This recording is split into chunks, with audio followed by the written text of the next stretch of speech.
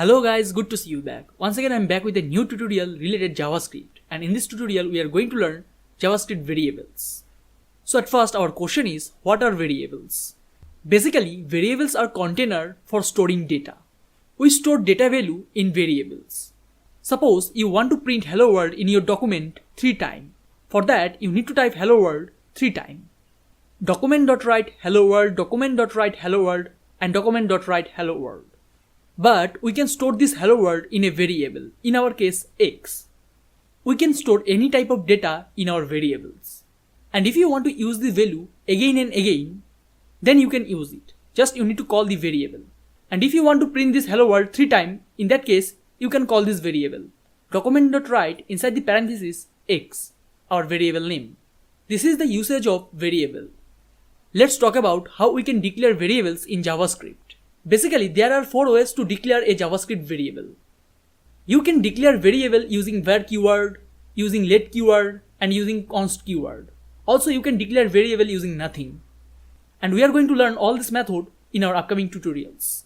And in this tutorial, we are going to learn how we can declare variable using var keyword.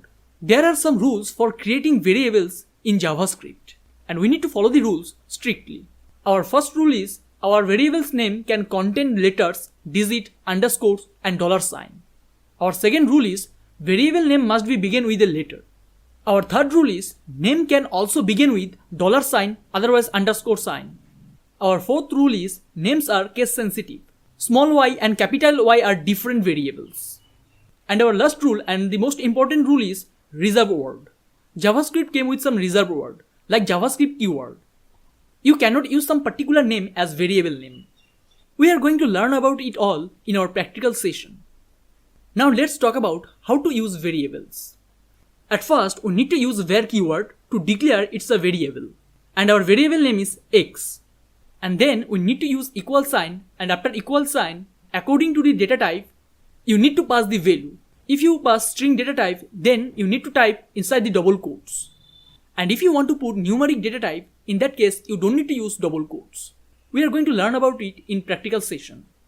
So x is our variable name and hello world is our value. So without wasting your time, let's start the practical and see how it's work. Here you can see side by side I open my Visual Studio Code Editor and my browser using live server extension, and I already created a HTML file named index.html.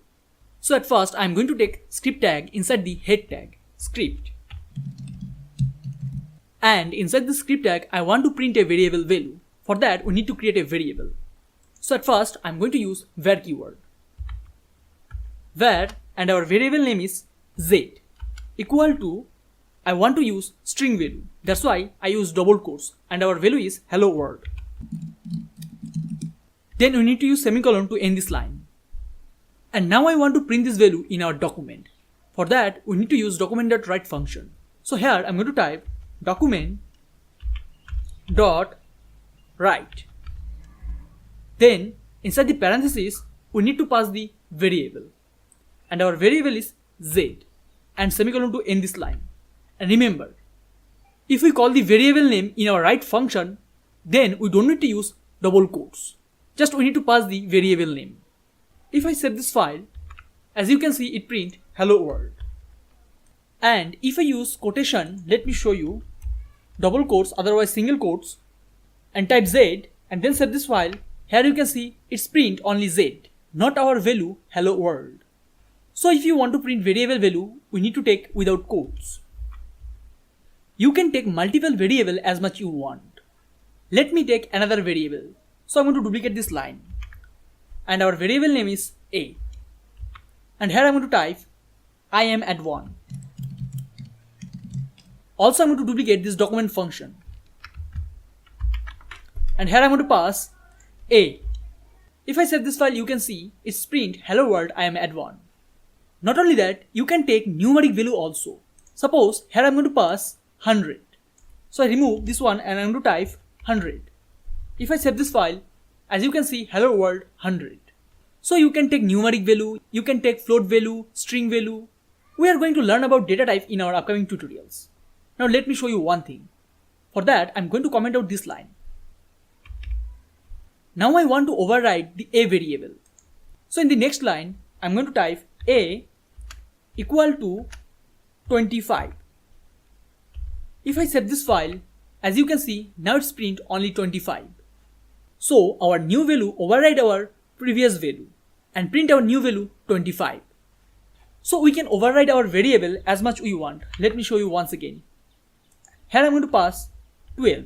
If I save this file, now you can see our new value is 12. And if you notice, you can see we do not use var keyword before the variable name because we already declare our variable name using var keyword. We just override this variable, nothing else. Let's take a look at the correct rules for writing variables. Our first rule is name can contain letter, digits, underscore and $sign. So here we can create variables name with letter, digits and underscore sign. Let me show you. So I'm going to create a variable var and our variable name is add1. And inside this variable I'm going to store full name add1 means. With name we can use digit also. So after add1 we can use digits. Suppose I use 99, add1 99. This is also a variable. But we cannot use digits before the name. We cannot start our variable name with digits. This is not a variable. As you can see, it's already provided red alert. But if you want to begin your variable name with $sign, then you can. If I use $sign here, as you can see, now it's a proper variable. Also we can start our variable name with underscore. But do not use minus sign here. If you use minus sign, in that case, it's not going to work. So these are the basic rules that you should follow. Let me revise this section once again. You can start your variable name with letters. Not only that, you can start your variable name with underscore sign. Also, you can start your variable name with $sign. But you cannot provide space in variable name. Let me show you. If I duplicate this line, and here I'm going to type a variable name student name. Student space name. You cannot take variable name like this. In that case, you need to use underscore sign. You cannot provide space in variable name. Also, you can use numbers in your variable name. But you cannot start your variable name with numbers. If I start the variable name with numbers, in that case, it's going to throw error.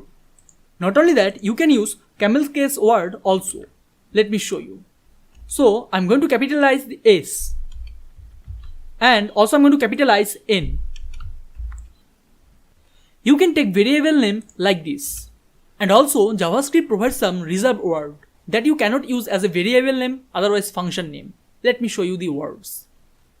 These are all reserved words in JavaScript. Abstract, break, char, debugger, double, export, finally, float, for, function. You cannot use this word as a variable name, otherwise function name. So you need to try to remember it. Please do not use this name as a variable. So this is it for this tutorial. In the next tutorial, we are going to discuss let and const variable. So thanks for watching this video. Stay tuned for our next tutorial.